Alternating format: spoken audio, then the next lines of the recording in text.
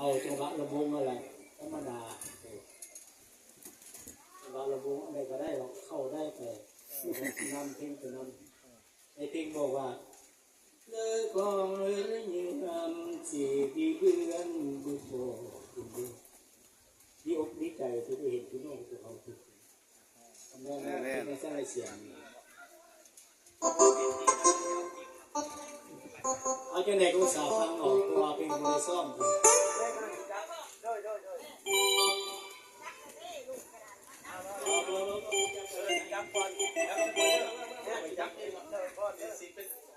บริการเป็นการได้ยกอบตแล้วจะเป็นการจะได้หน้า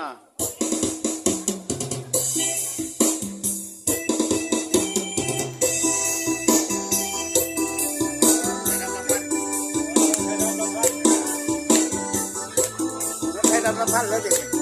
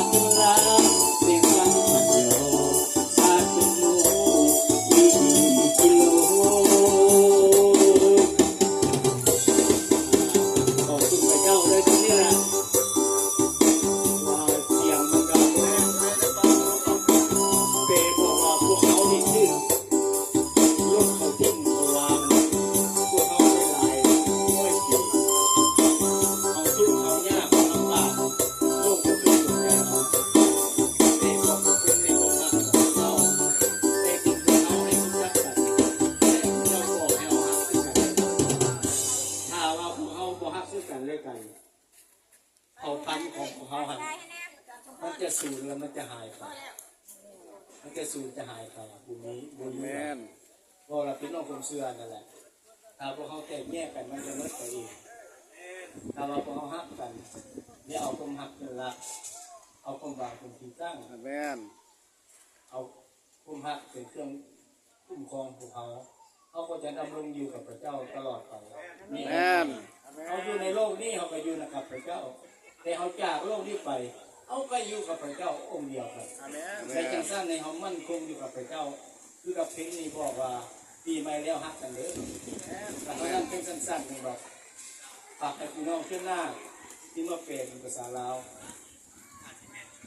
อาเมนอาเมน ผมมียังฝากให้น้องนุ่งกับฝากร้องแทนน้องนุ่งนั่นแหละน้าป้าบ่น้องสาวบ่พี่น้องมาจะละ52โอเค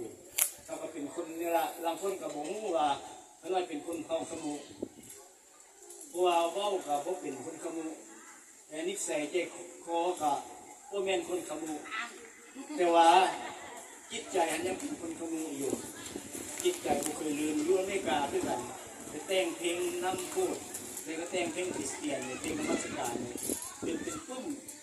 แล้วก็แจกมาทางประเทศลาวเป็นทางภาคเหนือเนี่ยเจ้าผู้ดีเพราะว่าเจ้าสุราเป็นคนเผาแต่จังสั้นเดี๋ยวนี้กับพี่น้องก็อาจจะหู้เพราะว่าจะเป็นเผาใดกระยาเป็นเผาพันธุ์ใดกระยาเจ้าของเรามี 6 นาทีเด้อ แล้ว